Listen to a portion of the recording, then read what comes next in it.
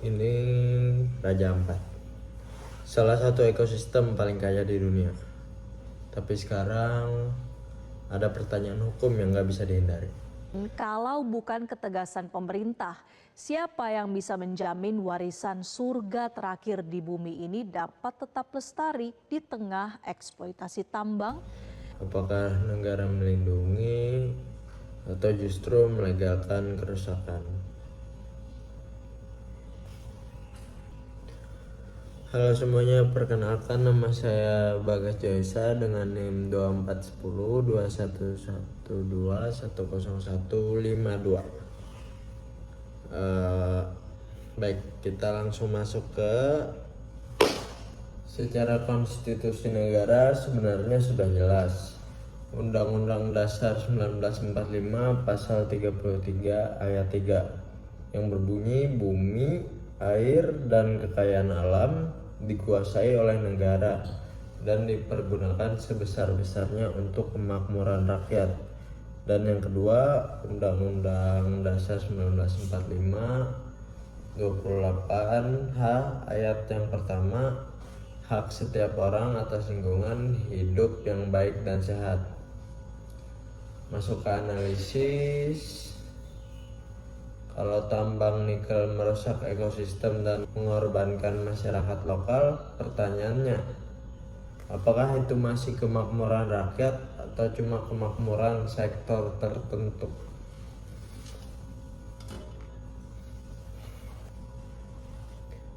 Masuk ke hukum positif. Undang-Undang Nomor 32 Tahun 2009, prinsip pencegahan, kehati-hatian, dan polluter pays principle. Ada kewajiban AMDAL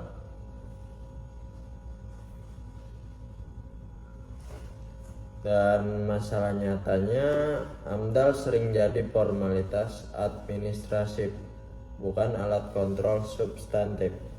Kalau AMDAL disetujui tapi kerusakan tetap terjadi, ada dua kemungkinan. Yang pertama, kajian lingkungannya tidak jujur, dan yang kedua, atau negara sengaja menoleransi risiko. Dua-duanya problem hukum yang serius. Sekarang kita masuk ke jantung masalah, yaitu izin tambang. Undang-Undang Nomor 3 Tahun 2020, negara memberi izin usaha pertambangan atau bisa disebut juga IUP. Berdasarkan data dari Kementerian Lingkungan Hidup, terdapat 4 perusahaan tambang yang memiliki izin usaha pertambangan atau IUP di kawasan tersebut, khususnya di Pulau Kak dan sekitarnya.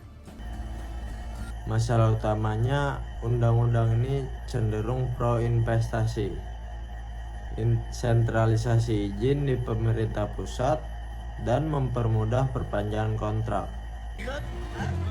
Yang memiliki izin sesuai atau tidak? Kalau yang memiliki izin harus melaksanakan standar lingkungan, itu wajib. Nah, kalau ada unsur kelalaian atau unsur kesengajaan tidak mengelola pertambangan sesuai dengan protap prosedur kelayakan lingkungan, maka itu ditimbang, dievaluasi, dan bisa saja izinnya dicabut. Kami berharap kepada Bapak Menteri untuk segera mengevaluasi, sehingga ini tidak menjadi opini liar. Kita harus pastikan kembali. Dan keputusan bersama Raja Ampat mau dibawa kemana?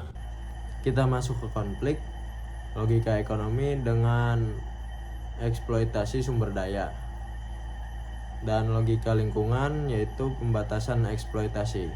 Kalau dua ini bentrok, hukum seharusnya jadi penyeimbang, bukan alat legitimasi.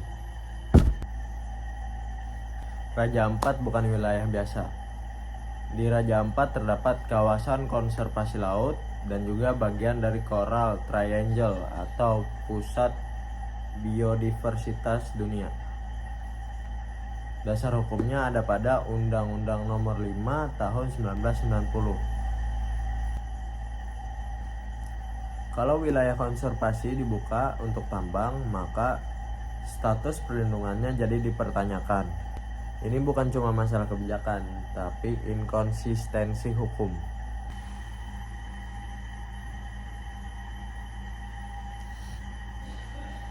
Yang sering dilupakan masyarakat lokal. Undang-Undang Dasar 1945 Pasal 18B ayat yang kedua, negara mengakui hak masyarakat adat sepanjang masih hidup dan sesuai perkembangan.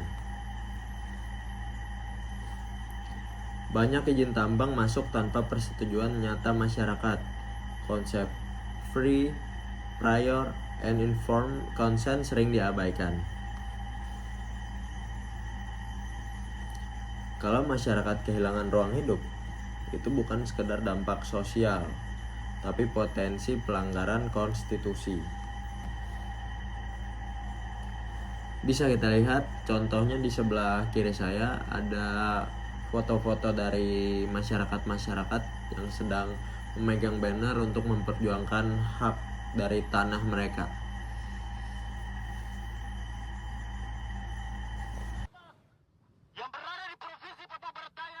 Aksi penolakan aktivitas tambang di Raja Ampat digelar di beberapa daerah. Massa yang tergabung dalam Solidaritas untuk Raja Ampat menggelar unjuk rasa tolak tambang nikel di Raja Ampat di Taman Sorong City, Papua Barat Daya. Massa yang bergerak menuju kantor Gubernur Papua Barat Daya menyuarakan penolakan keras terhadap eksplorasi dan eksploitasi tambang nikel di Pulau Batang Pele, Pulau Manyafun, Pulau Kawe,